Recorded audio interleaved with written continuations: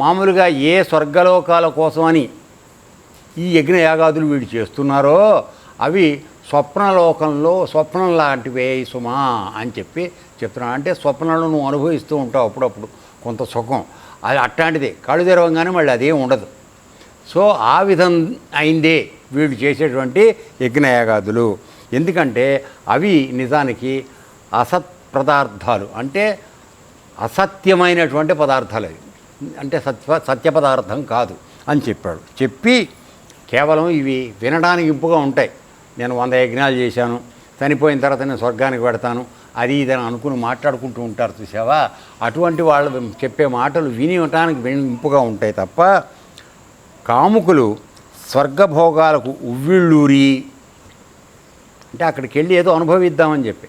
కానీ నిన్న మనకు చెప్పినప్పుడు ఏం చెప్పాడు ఆయన అంటే, అక్కడ ఉన్నటువంటి కామ పురుషార్థ మామూలుగా పరమ పురుషార్థాలు ఏవైతే ఉన్నాయో వాటి గురించి వేదం ఎక్కడ మీకు వివరించలేదు.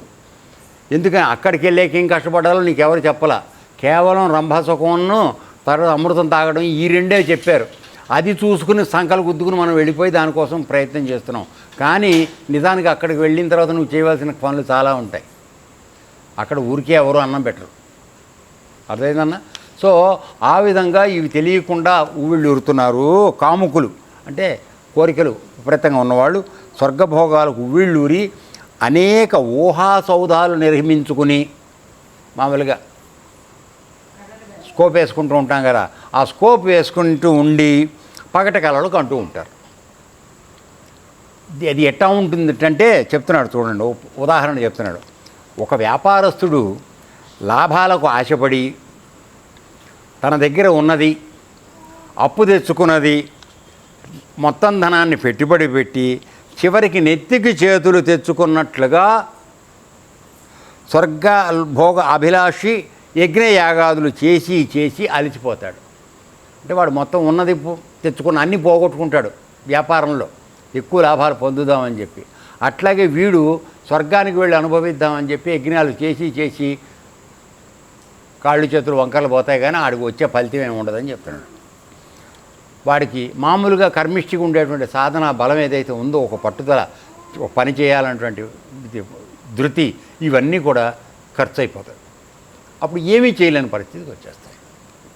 తర్వాత వారు అంటే అటువంటి కాముకులు కేవలం రజోగుణం, సత్వగుణం, తమోగుణంలోనే స్థిరంగా ఉంటారు. ఈ 3 గుణాల్లోనే వీళ్ళు ఉంటారు. అందులో కూడా సత్వగుణంలో చాలా తక్కువగా ఉంటారు.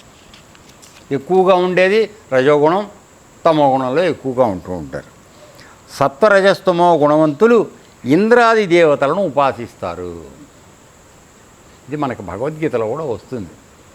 మానవులు అత్యంత వెర్రివాళ్ళై ఈ దేవతల్ని ప్రార్థిస్తూ ఉంటారు. నా ప్రతినిధులైన దేవతల్ని ప్రార్థించి వాళ్ళకి కావలసినటువంటి వరాలు పొంది కోరికలు తీర్చుకుంటూ ఉంటారు. కానీ అసలైన నా దగ్గరికి కనుక వచ్చేటట్లయితే కోరికలతో సంబంధం లేకుండా నీకు జన్మ లేకుండానే చేస్తాను నాయన. ఈ రహస్యాన్ని ఎవడూ తెలుసుకోవట్లేదు మానవుడు జన్మ ఎత్తిన తర్వాత కూడా.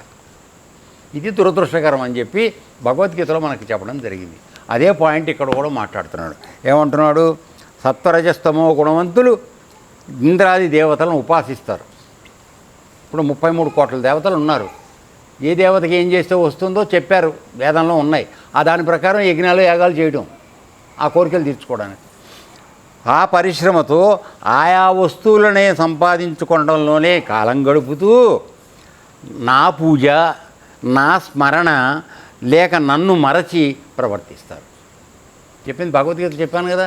వీళ్ళు నన్ను అసలైన వాడిని నేను ఎవరైతున్నాను. ఇప్పుడు ఆ దేవతలందరూ కూడా నా యొక్క అనుమతితో మీరు కోరిన కోరికలు తీరుస్తున్నారు, అంతేగాని వాళ్ళకి సొంతంగా ఏం లేదు.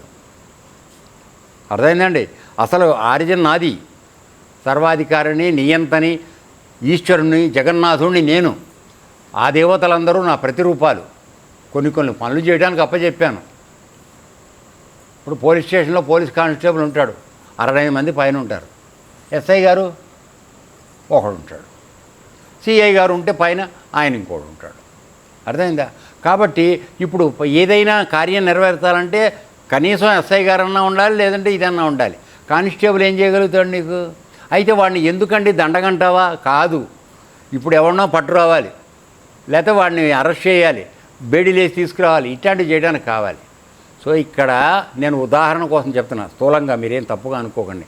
కాబట్టి ఇక్కడ ఈ దేవతలందరూ కూడా మానవులు కోరుకున్నటువంటి చిన్న చిన్న కోరికలు ఏవైతే ఉన్నాయో వాటిని తీర్చాలని వాళ్ళు పనికొస్తారు. అంతేగాని అసలు విషయం తెలుసుకుని పరమాత్మ నీవే కావాలి సుమా అని ఎవడైతే నిజాయితీతో కోరుకున్నాడో ఆ పవర్ వాడి దగ్గర లేదు. అందుకని ఆఖరికి నువ్వు బ్రహ్మగారిని అడిగినా కూడా ఆయన చెప్తాడు, ఒరే నాయన అదేదో నా దగ్గర లేదురా, విష్ణుమూర్తిని అడుగు వెళ్ళండి. ఎందుకని ఆ శక్తి ఆయన దగ్గర లేదు. సో ఇక్కడ పాయింట్ ఏమిటంటే, నీవు పట్టుకోవలసిన కాళ్ళు ఎవరివి అంటే అశ్వత్థ వృక్షం మూలం ఉన్నటువంటి ఆ పరమాత్మని కాళ్ళు పట్టుకోవాలి.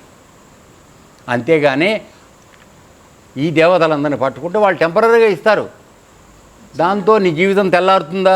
అవాల్టి గుడ్డి గడి వస్తుంది, నువ్వు కోరుకున్నది ఏదో అంతే. సో అవి వెనక్కి వెళ్ళిపోతూ ఉంటాయి, దానివల్ల వాటికి జరిగేది లేదు. కానీ అసలు నువ్వు మానవ జన్మకి ఎందుకు ఎత్తికావు? ఈ ప్రశ్న మనకి ఎప్పటికీ సమాధానం దొరకదు. ఎందుకంటే దాని గురించి మనం ప్రయత్నం చేయం కనుక. అసలు మానవ జన్మకి ఎందుకు వచ్చాం మనం అంటే, భగవంతుడిని తెలుసుకుని ఆయన ఆత్మశక్తిలో మనం లీనమైపోవడానికి వచ్చాం, నేనంటూ లేకుండా అయిపోవడానికి వచ్చాం. అది ఆయన మన మానవ జన్మ ఇవ్వడంలో ఉన్న ఉద్దేశం. ఆ రహస్యాన్ని దురదృష్టవశాత్తు ఏ మానవుడు తెలుసుకోవటంలా. ఎంతసేపు ఆ దేవతలను చేసుకోవడం, వాళ్ళు ఇచ్చిన దాంతో తీసుకోవడం, ప్రపంచంలో నడుపుకోవడం, ఏ గొప్పదని అనుకోవడం, చావడం, పుట్టడం, ఎక్కుదురు దిగుదురు 7 లోకములు, ఇదే చేస్తున్నారు. ఇది తప్పు అని చెప్తున్నాడు ఆయన. Okay, right. సో ఇందులో ఏం జరుగుతుంది? నా పూజ లేదు, నా స్మరణ లేదు, అంటే నిష్కామమైనటువంటి నా పూజ, ఏ కోరిక లేకుండా పరమాత్మ నన్ను నువ్వు తీసుకెళ్ళు, నేను నీ ప్రతినిధిని, నాకు సర్వరక్షకుడు నువ్వే, నన్ను కరుణించు, నీలో కలుపుకో, ఇది నీ ప్రార్థన ఉండాలి. అంతేగాని నాకు బంగళా ఇయ్యి, అందమైన పెళ్ళాన్ని ఇయ్యి, 3 కొడుకుల్ని ఇయ్యి, ఇవన్నీ కాదు. అర్థమైందా? తర్వాత ఈ ప్రకారమైన కుసుమ కోమల వాణి మధుర భావ ప్రవాహంలో రంగురంగుల నౌకా విహారాలలో తేలిపోతూ ఉంటారు. సో ఇవన్నీ భావించుకుని ఊహించుకొని, మామూలుగా మనకి సినిమాలో స్కోప్ వేసుకుంటూ ఉంటారు ఆడపిల్లలు, 5 బట్టలు డ్రెస్సులు మారుస్తారు ఒక పాటలోనే, స్కోప్ అంత ఇదిగా వేసుకుంటూ ఉంటారు వాళ్ళు. సో ఆ విధంగా ఇక్కడ ఈ దేవతల దగ్గర కోరికలు తీర్చుకునే వాళ్ళు కూడా స్కోప్ వేసుకుని నాకేదో అది అయిపోతుంది ఇది అయిపోతుంది అని అనుకుని యజ్ఞాలు యాగాలు చేసేసి ఆ కోరికలు తీర్చుకుని ప్రయత్నం చేస్తున్నారు.